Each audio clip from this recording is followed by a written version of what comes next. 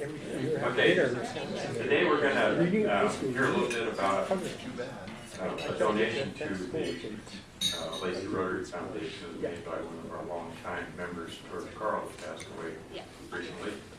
Hey, Greg. And the program is going to be given by one of our members, Heather Burgass, who's a Lacey Rotary member and chair of the Rotary Foundation Board, and Joe Kane, who's the executive director of the Nisqually Land Trust.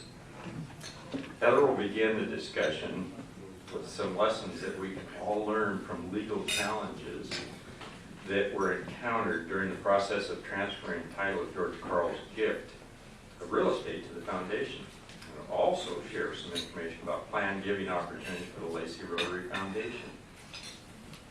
Joe Kane will finish out the program by explaining how the Nisqually Land Trust came to be interested in acquiring the George Carl property and the trust plans for the future tribal and conservation uses for it.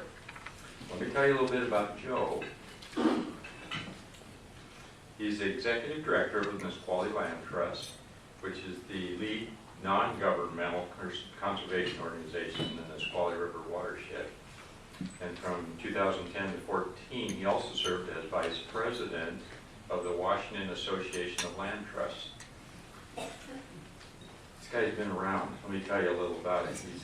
He earned a place in the Guinness Book of Records as a member of the expedition that made the first source-to-sea navigation of the Amazon River, which is a 4,200-mile journey which took him 6 months by raft and whitewater kayak.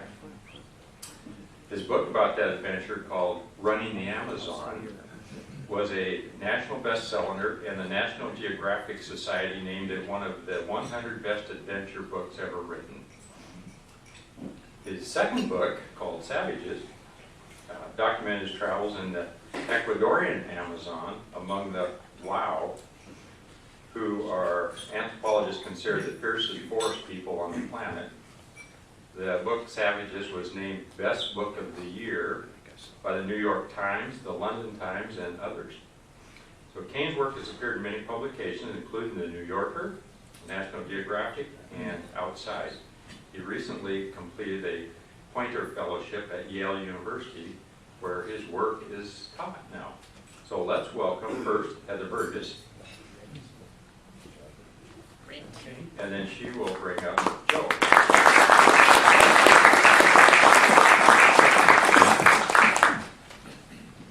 Okay, so now that my entire life basically feels unexciting and invalid after listening to Joe's I'm used to that though, it's all good.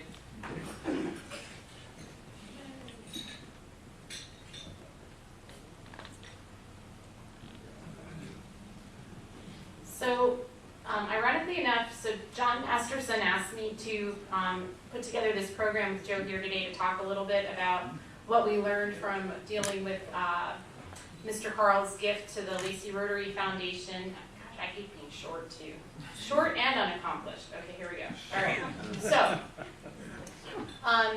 John asked us to put together this presentation to share with you a little bit about some of the challenges that we encountered during the transfer of the property from Mr. Carl to the Lacey Rotary Foundation. I didn't have the pleasure of knowing him, but I learned a lot more about him and his family than he probably ever anticipated during the course of this process.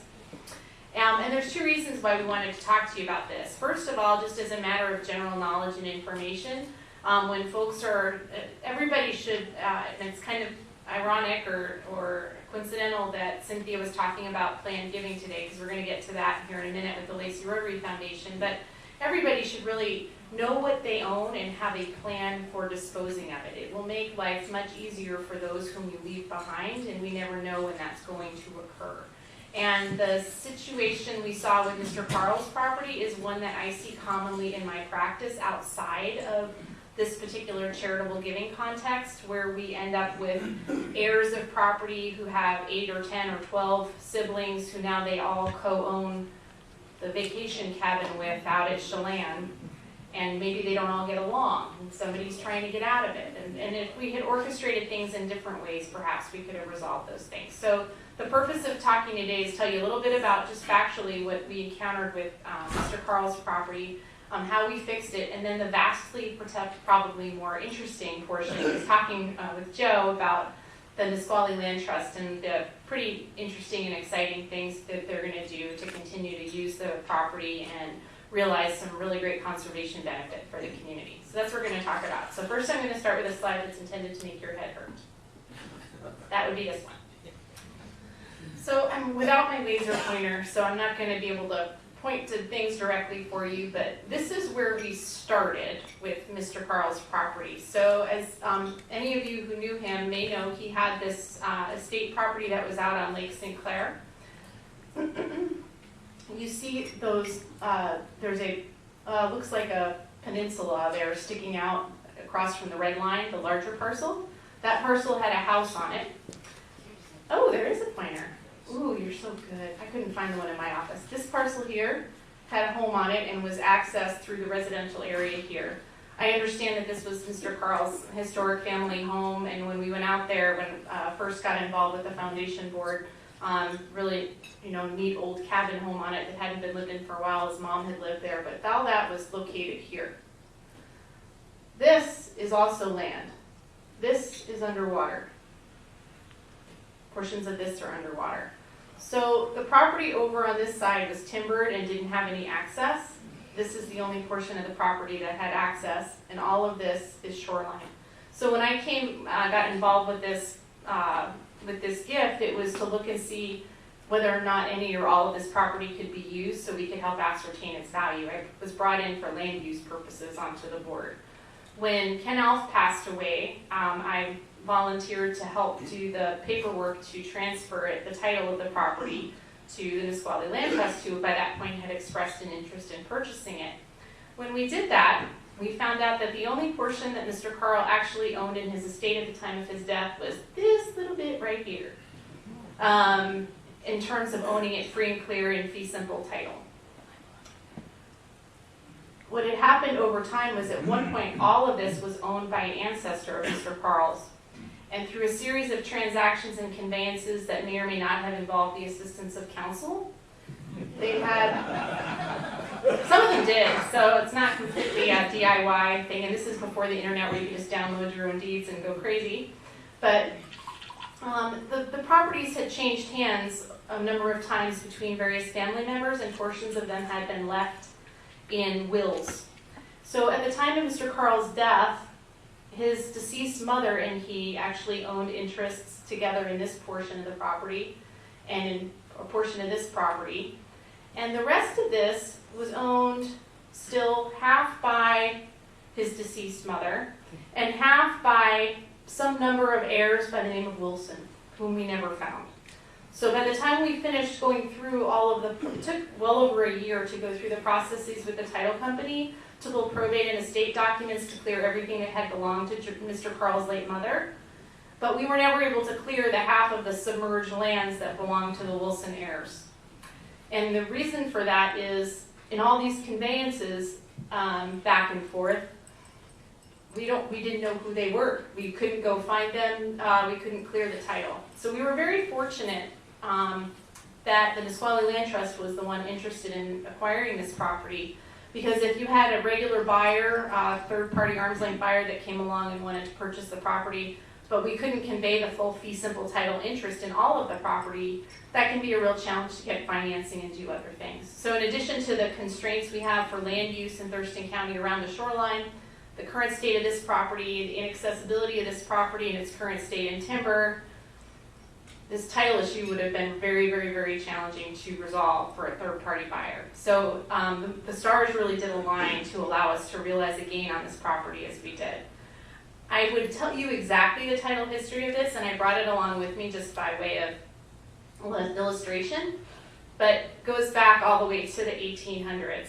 So I could read you a narrative that explained that this quarter of this quarter and that quarter of that quarter went to this person and that person. I'm not going to do that to you, because no one should do that to you. Okay? I don't like to do it, and it's part of my job. But suffice to say, that this can be a problem. I pay particular attention to this if you own waterfront property, because part of the reason this became an issue is that this part here is submerged, and there was a period of time in the late 60s and the early 70s where the assessors and powers that be who worked in title offices, companies, and the auditor's office did not believe that a private party could hold title, fee simple title, to submerged lands. This is different than tide lands, which are on the saltwater on Bud Inlet. That's tidelands. That's a whole different body of law. But I'm just talking about your garden variety submerged lake property. And so like Joe and I were talking about before lunch, you have some cases where you have an adjacent neighbor, say you live on a lake, and adjacent neighbor's legal description runs up to the edge of the water, and your legal description runs all the way out into the water. And that's why. So part of this also had to do with the accidents of history. So if you own lakefront property, this is a particular caution for you. But luckily we were able to work through it and clear it to the extent where it could be conveyed to the Nisqually Land Trust. So things to consider if you own real estate. This is part A of why I'm up here talking to you. First of all, it's helpful if you understand what you own. We're talking to Mr. Carl's friends and acquaintances and even his trustee. I think he thought that all of the issues with his deceased mother and her trust had been resolved, but they weren't. So if you have a question about this, you can consult with a title company or real estate professional to make sure that you own what you think you own in the names that you think you own it. Which takes you to number 2. Do you have fee simple marketable title? That's important. It's important to the folks who leave your property to upon your death. If you own property with other people, other than your spouse for the moment, but let's say you and your brother's brother own a 1/3 each interest in a vacation cabin, that's not you own fee simple title. You're a tenant in common with all those other people, which means that in order to convey the property, all of it together, you need everybody to agree. So that's a whole different kind of ownership. The other question is what happens when those people die? Because you could be happily getting along with your cabin siblings, and then they pass away, depending on how their estate is classified, it goes to the spouse, and then it goes to all 8, 10, 12 children, including the black sheep cousin that nobody talks to, and that hasn't come to Thanksgiving in 12 years, and all of these things go rapidly down the toilet. Are there other issues you have to resolve with your property? Have you always had a dispute with your boundary and just said, I'll take care of that someday? There's no better time than the present. Trust me, I'm speaking from your heirs. It will be impossible to sell if you go out there to do a survey and determine you have an unresolved boundary dispute at the time of your death. So if your fence is not in the right spot, if your lot line should have been adjusted, there is no time like the present. I encourage you to carpe diem and find a surveyor promptly. And the last thing is, please try not to do it yourself. Estate planning is incredibly complicated, just like the tax code, if you own anything. And I mean anything. And you should really consult with appropriate professionals depending on what your estate owns, particularly if you own a business that includes real estate, to make sure that you're getting proper assistance and help. Because a lot of what we find in these things is we have families who thought they were doing the right thing, making these conveyances, making these adjustments, doing it DIY, and about 90% of the time that doesn't work out for somebody. Oops, helps if I press the right button. Okay. So the other thing I want you to think about in the course of this is not just preventative law, but consider planned giving. You can give planned gifts to any organization, just like Rotary International. We actually have what Mr. Carl did intentionally or not was planned giving, although we didn't have a formalized program. We do have a formalized gift acceptance policy at the foundation that you go through. You can leave all types of assets. We love cash. But you can leave cash and any other tangible things, as well as real estate. And the process we went through with Mr. Carl's property followed that policy. So we had to get environmental assessments and a title review and all kinds of things before it could be accepted and then conveyed. Because the foundation isn't in the business of owning or operating real estate. And there's other things you can leave too. Nobody has to know you're giving a gift until it's accepted. So if you want to be secret and enjoy everyone's gratitude from the better place, you can do that. You can restrict the purpose of your gifts. You can do planned giving during your lifetime. We haven't quite got the structures in place with the Lacey Rotary Foundation for that purpose, but those are certainly things that are on our agenda to discuss. I'm all about the tax benefits, so you want to consider the tax and financial benefits of that too. And if it's something that you might be interested in addition to the information Cynthia put out about Rotary International Foundation, and you'd like to talk to Lacey Rotary Foundation about making a gift like Mr. Carl so graciously did, we'd be happy to talk to you. Could I have all my board members, anybody who's here, stick up a hand? Am I the only one? No? Right? Karen? So yeah, we'd be happy to talk to you about it. And that concludes my portion. I'll be followed by Joe.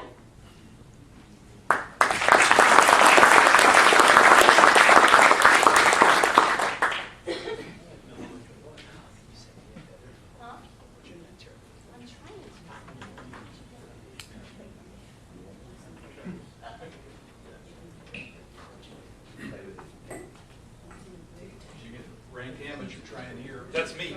Do we have any 12-year-olds here? There you go.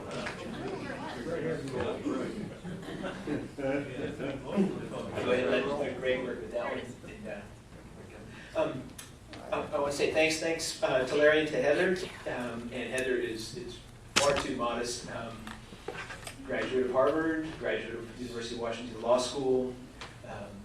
And the work she did on this project, we specialize in land acquisition and particularly unusual lands, and this project was enormously complex. And the work that Heather did on it was really impressive. I'd like to say thanks. Thanks to Rotary. Thanks for the work you do for your service to the community. We have an incredibly generous community here, and you guys are a leading light. I'd also like to do a shout out to my two teammates who aren't here. Sorry about the Hawks, but hey, how about them Sounders, huh? John Masterson and Del Trey of the foundation board. I was honored.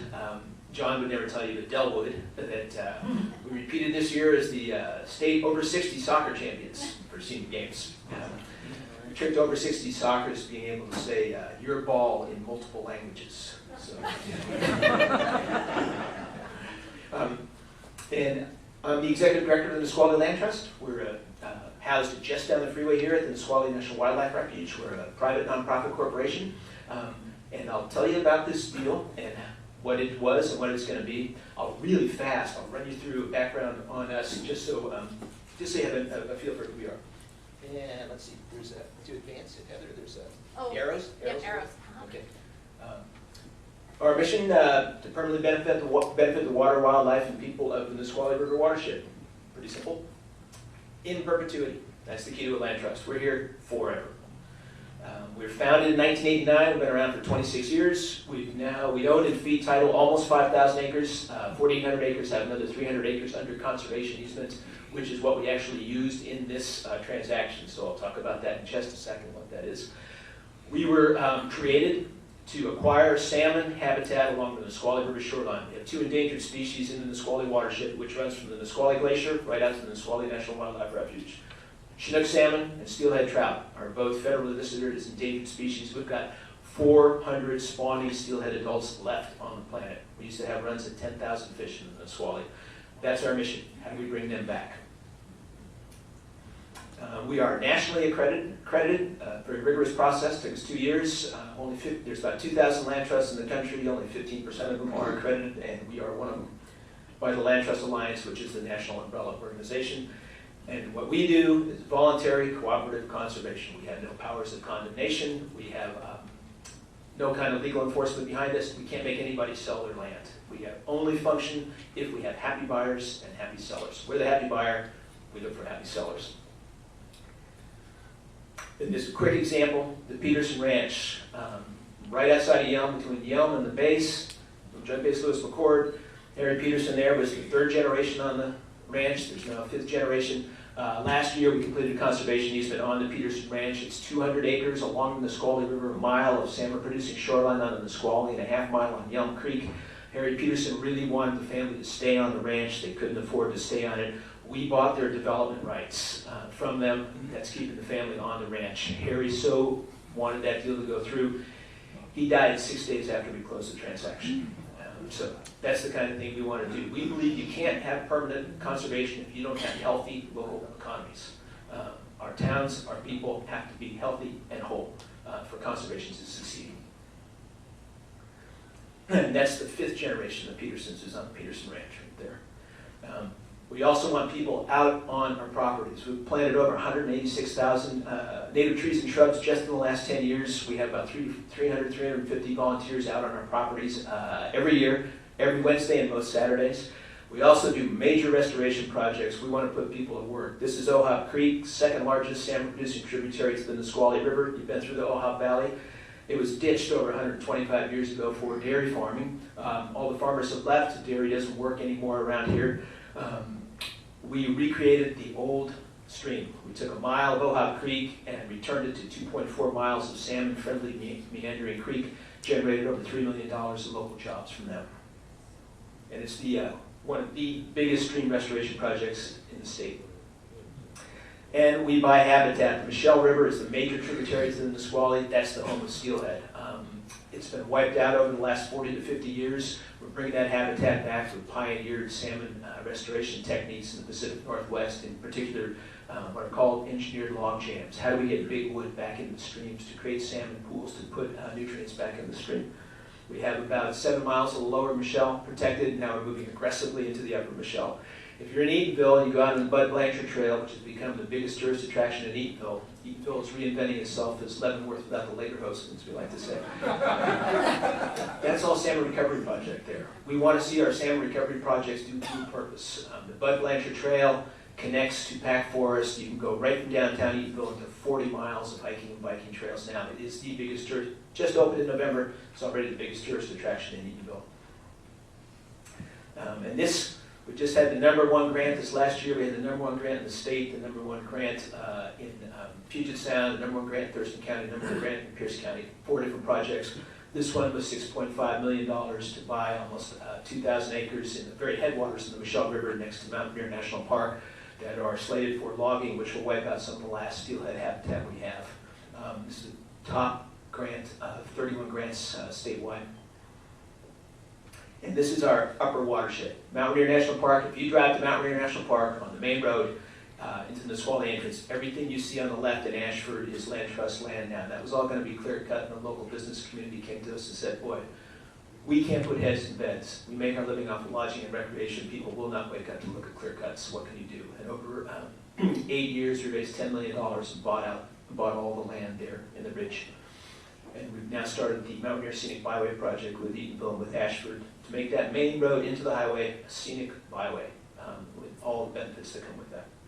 So that's background on us. And this is, you're looking at the 2,000 acres we're hoping to buy next year that we have $6.5 million to buy. If you've ever been to the Copper Creek Ski Hut in Ashford, that's our land also.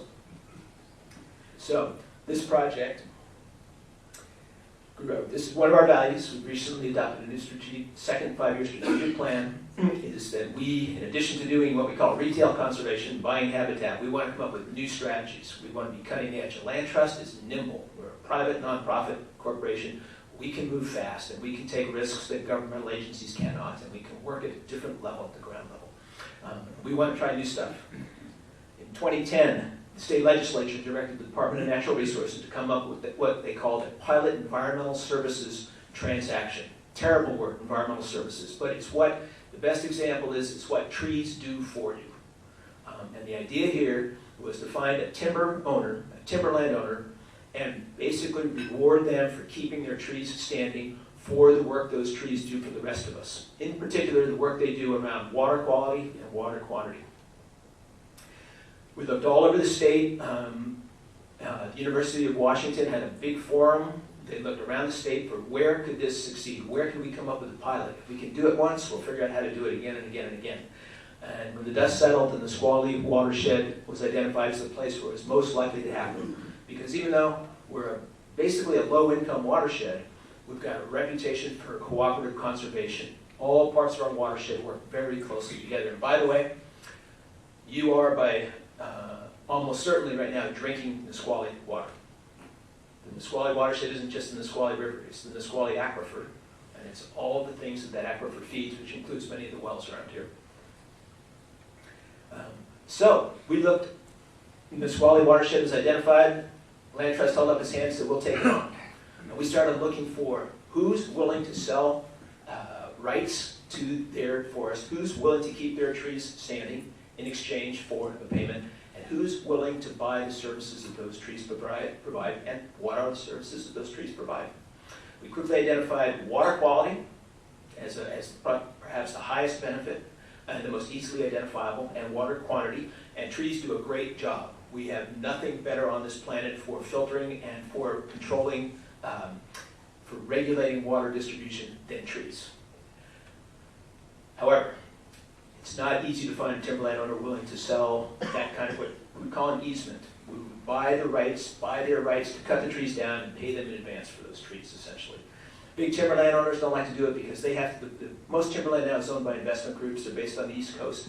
And they need to sell their land about every 10 years. They have to turn it over. They don't want any kinds of, they really would like to see this kind of project succeed. It represents a new revenue stream for them. In fact, the legislative directive was done at the request of the timber industry.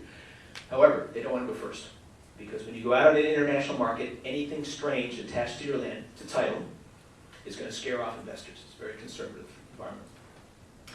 We talked to local municipalities. Yelm, as many of you know, is having all kinds of water issues and has for years. We talked to Tumwater, in fact, as well, even though it's outside of our watershed.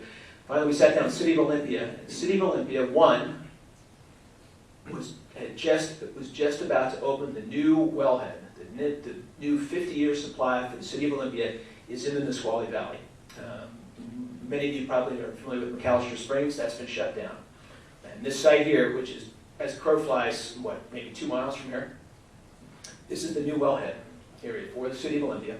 It's just north of, you can see McAllister Springs, the old supply, and the well field just due south of that. This is the new wellhead here. It's a terrible map, but it illustrates why this project happened. So the City of Olympia water supply comes from the Nisqually Aquifer. It's underground. It flows roughly right down in the Nisqually watershed, and it flows actually under Lake St. Clair. What these arrows are doing and what these colored plots are showing, many years ago, 5 to 6 years ago, the City of Olympia identified the properties above the aquifer close to the wellhead that were most likely to have an influence on the water supply. If something goes wrong, there's a spill, there's contamination, what properties are most likely to affect the long-term water supply? And it came up with, looked at 900 properties, came out with a prioritized list, and the Carl property was in the top 1% on that list. We didn't know this at the time. We didn't know what the history was. We just cold called everybody who owned a large property. We needed a property that was substantial, and we needed a property that was heavily timbered. So we called everybody here. And when we called, it took a while to figure out who actually owned the Carl property. Luckily, I was out playing soccer with my friend John Masterson. And he said, we own the Carl property. And we said, let's see if we can move ahead with something here. This is just a close-up. The Carl property is, and I'm colorblind, so I'm going to call it blue. But it's just to the east of Lake St. Clair and due south of the Olympia wellhead. And again, these arrows quickly in the back are showing the direction of the underground flow, of the aquifer flow. Here's an aerial of the properties. The properties are not the yellow, but the ones, the 1, 2, 3, 4, 5 properties outlined in red. This is very similar to the map that Heather showed you, but it's an aerial. And you can see just by looking at the surrounding area that this is a heavily timbered property. In fact, this property has some of the oldest trees in Thurston County. We had a local forester, Mike Jackson, go out and look at it and he said, wow, you don't see trees like this around here. So the question became, would the foundation sell the property? Could we find a buyer who would put a conservation easement on the property that would keep the trees standing, and not just standing, but standing in a specific distribution? We wanted the trees to be able to do filtering, to maintain their filtering capacity. So we came up with a first-time easement that required the land buyer to keep a certain amount of basal mass, which is just jargon for a certain amount of trees, in a specific distribution. You couldn't cluster them all in one place. They had to be distributed. We've done a lot of literature research and things like that to determine what kind of distribution is needed. And we knew that you needed at least 75% of these trees to remain on the property and to be evenly distributed across the property. So that was part of the deal. Who would be willing to accept that sort of easement on the property? And who had the money to buy it? The City of Olympia said, we'll put up $50,000 toward it. The easement would be granted in favor of the City of Olympia, so they can enforce the easement. They were already working with the Nisqually tribe on the creation of the new wellhead. Both the tribe and the city each had a new wellhead in the area. So we approached the tribe about it, and the tribe first said, no, we're not interested. And then they thought it over, and they thought, boy, it's close to the reservation. We need a place where we can take the elders that's close by, and we really would like to have a place where we can teach kids how to canoe for canoe journey. We have no safe place to teach them. So all of a sudden, this looked very good to the tribe. And then we approached the neighbor next door, Andy Lynch, who said, boy, I'd agree to keep those trees standing out there if you'll sell me the property. And so we put that together in the course of all kinds of paperwork, including having to get 5 signatures 24 hours before closing on a new document when one of the signatures was in France. It was quite a scramble, but at the end of the day, we closed the deal, and the money, I understand, will go toward high school scholarships, probably, through the Rotary Foundation. Those trees will remain standing, and we heard some rumors, Greg told me that some folks were concerned that maybe the tribe was going to go in and cut down the trees, but they can't. We have a permanent conservation easement, will be there always with the land on all of that property, except for where the little house is, and that's probably be torn down. So that's how the deal worked. And thank you. And thank you to the Rotary Foundation. And I will say too, we are not part of the Nisqually tribe. We're a private nonprofit corporation. We work closely with the tribe, but we're not the tribe. Yes? What was the total? Total dollar number? $400,000. Oh, cool. Wonderful. And a quick thought too, if everybody here were even to go to their wills right now and identify 1% of their estate is going to the Lacey Rotary Foundation, you would have a tremendous base set up already. 1% is nothing, right? Okay, one more question. Bill? Heather, how many migraines did you get sorting out? A lot. Many, many migraines. Yes? Was the peninsula part of the land trust that's under restriction for development? The 2 acre, the little 2 acre piece, that peninsula? Back up very quickly. You're talking about A little parcel there. the little parcel to the west? The little parcel to the No, that's the one piece that's left out of the conservation easement. There. But there's, that's so restricted by zoning on development that there's not much you can do out there. Heather, do you know what the zoning is there? That's probably. It's a non-conforming residential lot that's got shoreline restrictions all around it that would make it extremely challenging to do anything more than potentially put some type of structure over the existing foundation of the cabin. Whether you could site a septic out there, I'm not sure. So let's just, it would be an ideal place to convert to a current type home, lakefront property. Okay, round of applause. Don't go away yet. Round of applause once in a while. I need to tell you that I think we are so fortunate here as a club to have a member like George, and a lot of you knew George for a long, long time. Great, great guy who left this gift to the club and for us to use in the future to give back to the community primarily through scholarships. A tremendous gift on his behalf to us. And we're also really fortunate to have Heather here. Good question, David. I know she had a lot of headaches from this thing. I think at one point the board members thought, maybe even Heather thought, we can't solve this puzzle. We can't bring this to fruition because it's just too messed up. And I think I missed a meeting and came back and she did it. So wonderful. Excellent work. It's nice to see how this property is going to be used too, and thank you for your part in this. It was just a gift from heaven. It sounds like that this all came together. So thank you kindly. Joe, Heather knows this routine. You don't, but you're both going to be able to sign this book. Lacey Rotary gifts a book on behalf of the speakers to the South Sound Reading Foundation, who in turn give it to a child. So my task is trying to find a book that relates. And you go to the bookstore and try to find anything on attorneys and kids. It's just like, doesn't happen. So I didn't know quite what you were going to do. But I got a mystery book here that apparently is hot with young kids.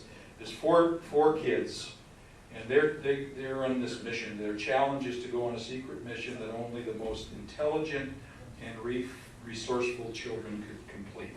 I think that kind of describes you two here. You solved the puzzle, major problem here, way to go, and thank you kindly. So if you would both sign this.